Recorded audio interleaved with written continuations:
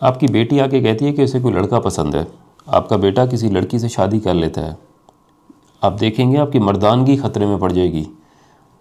आप उसको सारी ज़िंदगी से अपनी जायदाद से आग कर देंगे, उससे बात नहीं करेंगे और मोहल्ले में लोगों को बताएंगे कि आपकी बेटी ने आपके बेटे ने ऐसा किया था। आज देखें इतने साल हो गए मैंने उससे बात नहीं की। मर्दानगी होती क्या है और इतनी आसानी से ख़तरे में क्यों पड़ जाती है? और इसका मर्दानगी का ताल्लुक़ खाली मर्दों से नहीं है, औरतों में भी होती है। तो ये क्या चीज़ है, इस पर डिस्कस करते हैं, बात करते हैं। पहले चलते हैं बचपन में। बचपन में आप छोटे हैं, एक लड़का है वो रोता है और घर वाले कहते हैं मर्द बनो, तुम लड़के हो क्यों रो रहे हो? वो अपने बाप के पास जाता है, कहता है मुझे डर लग रहा है। बाप उसे सबके साथ मिल के उसका मजाक करता है कि जो लड़के हैं वो डरते हैं क्या, ये तो लड़कियां होती हैं, कमज़ोर होते हैं जो डरते हैं। फिर वो अपने दोस्तों के साथ, अब लड़कपन का ज़माना है, दोस्तों के साथ है, वो कहता है मुझे कत्ल व गारत वाली तशद्दुद वाली चीज़ें पसंद नहीं हैं। सारे मिलकर उसका मजाक करते हैं कि तुम मर्द नहीं हो और तुम्हारे अंदर मर्दानगी नहीं है।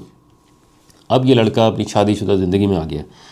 अब वो चाहते हुए भी अपनी बीवी का हाथ पकड़ के लोगों के सामने आराम से फिरे कि मेरी बीवी है, मैं इसके साथ इसके अपने घर में बर्तन धो रहा हूँ या अपने घर में कोई काम कर रहा हूँ, या वो काम जो हमारी सोसाइटी ने औरतों के साथ जोड़ लिए हैं वो मैं कर रहा हूँ और मैं इसमें खुशी महसूस करता हूँ, मेरी बीवी है। ये तो बहुत बड़ी बात शायद आपके लिए हो, आप कहें कि मैं अपनी बीवी का मशवरा ले रहा हूँ। आप देखेंगे कि माशरा आपको बताएगा कि आप मर्द नहीं हैं, आपकी मर्दानगी बड़ी आसानी से ख़तरे में पड़ जाएगी। फिर एक वक्त आता है, उसे अंदाज़ा होता है कि ये जितनी मर्दानगी के स्टैंडर्ड थे एक ज़ालिम माशरे में, एक ज़ालिम दुनिया में, सिर्फ सर्वाइवल के लिए और एक्सेप्टेंस के लिए आपका सबसे आसान तरीका था। यानी आपको पता था कि माशरे ने मुझे कबूल करना है और माशरे के अंदर जो ख़राब फैक्टर उनसे बचना है, तो मुझे मर्दानगी चाहिए, मुझे मर्दानगी शो करनी है, चाहे मेरे में हो या ना हो। अब वो अपने बच्चों को इसी तरह तरबियत देता है जिस तरह वो ख़ुद तरबियत लेकर आया है। बच्चों को वही चीज़ें सिखा रहा है। अब बच्चे बड़े हो रहे हैं, उसे अंदाज़ा होता है कि जिस तरह वो खामोश हो गया था, टूट गया था, इसी तरह उसके बच्चे हैं, इमोशनली तौर पर बहुत कमज़ोर हैं लेकिन मर्द बन चुके हैं। साइंटिफिक अगर आप देखें तो मर्दों के अंदर जो ख़ुदकुशी का रुझान है वो 2 गुना ज़्यादा है औरतों की निस्बत। 2021 की रिपोर्ट है कि मर्द जो हैं 2 गुना ज़्यादा ख़ुदकुशी करते हैं। ये वही मर्द हैं जिनको आपने सारी ज़िंदगी बताया कि मर्द बने, अपने इमोशंस को, अपनी फीलिंग्स को, तमाम चीज़ों को साइड पर करके रखें, इसका आपकी पर्सनैलिटी के साथ कोई ताल्लुक़ नहीं है। यानी उन्होंने अपनी ज़िंदगी ख़त्म कर ली लेकिन माशरे ने नहीं माना। और हो सकता है माशरे ने कहा बड़ा कमाल किया है उसने। देखिए साइकोलॉजी ये कहती है कि जो एहसासात आपने रोक के रखे हैं आपकी ज़िंदगी के अंदर, उसका कोई रिएक्शन ज़रूर आता है। ऐसा नहीं है कि वो छुप के कहीं रह जाएं। आपकी ज़िंदगी में आपको शर्म मिली है, शेम मिली है, तो वो ज़िंदगी में आप देखेंगे आप बेजा तनकीद करने वाले शख्स बन जाएंगे, हर चीज़ पे तनकीद करते रहेंगे। आपने अपनी ज़िंदगी में इनसिक्योर महसूस किया, आप महफूज नहीं थे, आप बेजा कंट्रोलिंग पर्सनालिटी बन जाएंगे अपनी बीवी के ऊपर, बच्चों के ऊपर। यहाँ नहीं जाना, ये नहीं करना, पर्दा करना है, किसके सामने बात करनी है, किसके सामने नहीं करनी है। लेकिन इशू आपकी अपनी इनसिक्योरिटीज़ थी। बीवी का मसला नहीं था, बच्चों का मसला नहीं था, सोसाइटी का नहीं था, बहनों का नहीं था। आपको ज़िंदगी के अंदर किसी ने डर दे दिया है तो आप जेलसी वाली साइड पे चले जाएंगे। हर चीज़ से आप जेलस होंगे, इसको ज़्यादा क्यों मिल गया, इसकी बीवी ज़्यादा क्यों खूबसूरत है, इसको बड़ा मकान क्यों मिल गया। इसी तरह अगर आपको अकेलापन मिल गया है तो आप इमोशनली तौर पर डिस्टेंट हो जाते हैं। अब अकेलापन मर्दानगी के साथ बड़ी आसानी से जोड़ा जाता है कि आप मर्द हैं, आप अकेले गुजार सकते हैं ज़िंदगी, आपको किसी की ज़रूरत नहीं है। फिर आपको ख्याल आता है कि मैं अपनी माँ को जब दिल चाहता है गले मिल सकता हूँ, लेकिन जब बाप की बारी आती है तो मैं ख़ुद हिचकिचा जाता हूँ। और ऐसा नहीं है, मेरा बाप ख़ुद भी हिचकिचा जाता है मुझे गले मिलने पे। यानी कि जो एहसास, जो इमोशनल डिस्टेंस मेरा है, बाप का भी यही सूरत हाल है। यानी जिस बाप के साथ आपने डरते हुए ज़िंदगी गुजारी है, हकीकत में वो भी एक ज़ख्मी बच्चा है जिसकी अपनी तरबियत नहीं हुई, जिसको माशरे ने, सोसाइटी ने, लोगों ने सिखाया, इसी तरह आपकी तरबियत हुई है। यकीन माने कि उसका भी उतना ही दिल था आपको गले मिले जितना आपका दिल है कि आप उससे मिले। लेकिन इस एहसास के साथ, इस इमोशनल डिस्टेंस के साथ वो भी अपनी ज़िंदगी गुजारता है और आप भी गुजारते हैं। पहले आते हैं फ़लसफ़ा क्या कहता है। फ़लसफ़ा कहता है कि अगर आपने अपनी मर्दानगी को किसी भी मटेरियलिस्टिक चीज़ के साथ जोड़ा तो उसका एक ऑपोजिट रिएक्शन आएगा। यानी आपने मर्दानगी को अचीवमेंट के साथ जोड़ लिया, मेरा रुतबा है, मेरा ओहदा है, मेरे कामयाबी है, तो आप नाकामी बर्दाश्त कर ही नहीं सकते।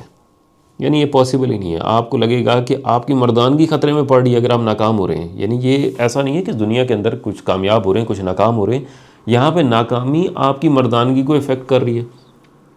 आप समझते हैं कि पैसा जो है वो आपकी दौलत, आपकी जो कमाई है, ये आपकी मर्दानगी है, इसी वजह से लोग आपकी इज़्ज़त करते हैं, माशरा आपकी इज़्ज़त करता है। अब आपको गुर्बत बेइज्जती लगेगी कि अगर कोई गरीब है तो ये तो इसकी मर्दानगी है ही नहीं, ऐसी कोई मर्द होता है जो इतनी गुर्बत के साथ ज़िंदगी गुजारे। इसी तरह अथॉरिटी है, आप पावरफुल हैं, फिर आप तनकीद बर्दाश्त नहीं करेंगे। मैं घर का सरबराह हूँ, मैं हस्बैंड हूँ, मैं बाप हूँ, ऐसा हो ही नहीं सकता कि मैं गलत हूँ। मेरी मर्दानगी मुझे मानने नहीं देगी कि मैं गलत हो सकता हूँ, ये मेरी अथॉरिटी है। और हमेशा कभी कोई अच्छी तनकीद भी करेगा तो मैं उसको अपनी मर्दानगी के ऊपर एक चैलेंज समझूंगा। और अगर आप मर्दानगी को जिस्म से जोड़ दें, मेरी अचीवमेंट है, मैं दिखता कैसे हूँ, मेरी परफॉर्मेंस कैसी है, अगर इसको आप जोड़ देंगे तो आप देखेंगे कि बुढ़ापा आपको खौफजदा करेगा। आपको बुढ़ापा आपको बताएगा कि आपकी मर्दानगी ख़त्म हो रही है। अब ये एक फीलिंग है जो आपकी ज़िंदगी से निकल रही है और उसका आपके पास कोई सोल्यूशन नहीं है। असल में जो मर्दानगी जिसको हम समझ रहे हैं, जिसको समझते हैं कि शायद मकान से, नौकरी से, ऊंची आवाज़ से, ओहदे से, रुतबे से, सेक्सुअल परफॉर्मेंस से है, वो हकीकत आपके किरदार का वज़न है। यानी आप सिचुएशंस के अंदर आपको जब बहुत सारी ऑप्शंस मिल गई हैं, इसके अंदर आप चॉइस कैसे करते हैं, आप पिक कैसे करते हैं। और इसका ताल्लुक़ खाली मर्दों से नहीं है, औरतों से भी इसी तरह है। एक माँ है, अपने बच्चे को मारे जा रही है, खून निकला है, वो गिर गया है, क्योंकि वो कर सकती है, वो ताकत में है, ये उसकी मर्दानगी है।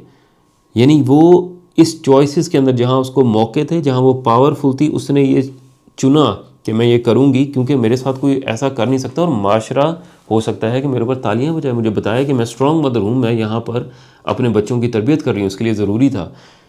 उसे ये कोई नहीं बताता कि ये अच्छा था या गलत था। ये जो बॉर्डर लाइन है मर्दानगी की, हम इसको अपनी ईगो के साथ जोड़ लेते हैं, अना के साथ, कि जब मैं कह रहा हूँ तो ऐसे ही होगा, जब मैंने कहा है तो इसी तरह बनाया जाता है, मेरा हुक्म है, मेरी बात है, चाहे गलत हो या सही हो, मैंने इस तरह कहा है, इस तरह होगा। ये आपकी अना होती है।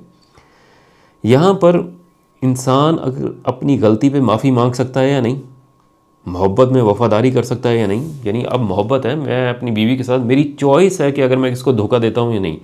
लोग इसको मर्दानगी से अगर जोड़ लें कि नहीं, आप जो है एक ही बीवी के साथ हैं, आप कैसे कोई कमज़ोर मर्द हैं, आपकी तो और भी बहुत सारी बीवियाँ होनी चाहिए, और सारी रिश्ते होने चाहिए, ताल्लुक़ होने चाहिए।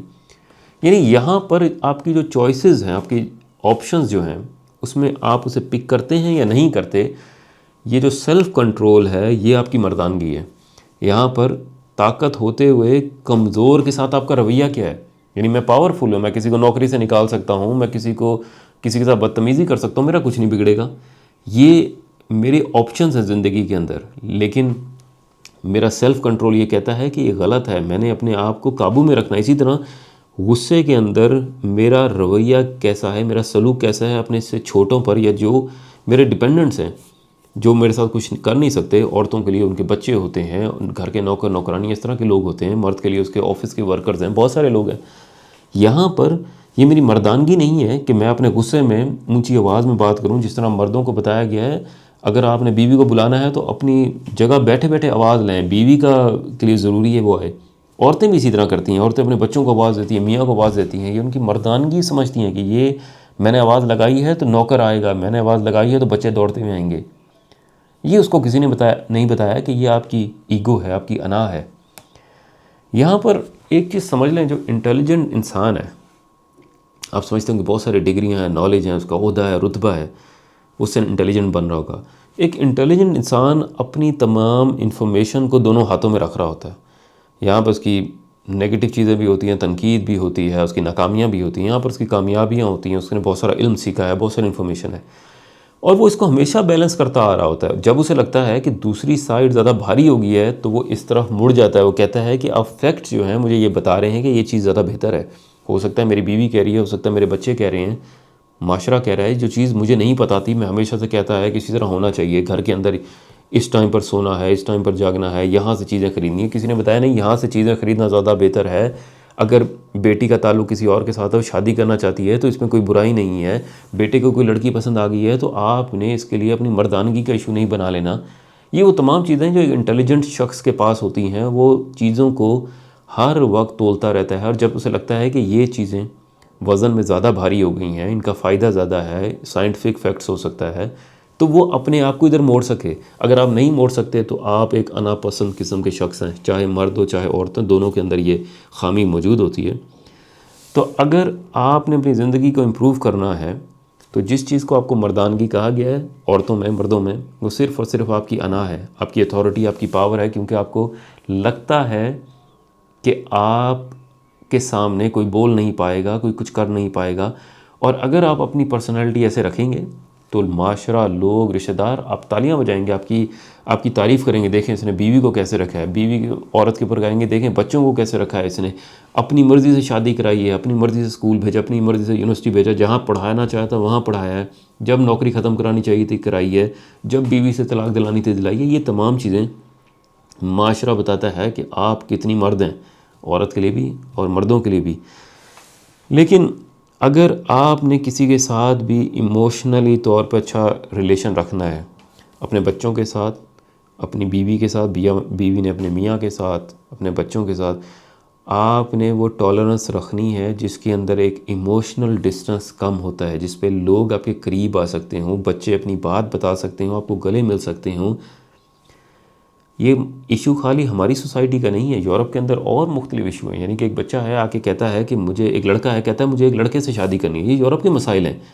यहाँ पर बाप का रवैया क्या है, यानी आपके लिए लगता है कि आपकी बेटी ने एक लड़का पसंद कर लिया, उससे शादी कर ली है, यहाँ पे एक लड़की है उसने एक लड़की पसंद कर ली है, इस सिचुएशन में आपका रिस्पॉन्स क्या है?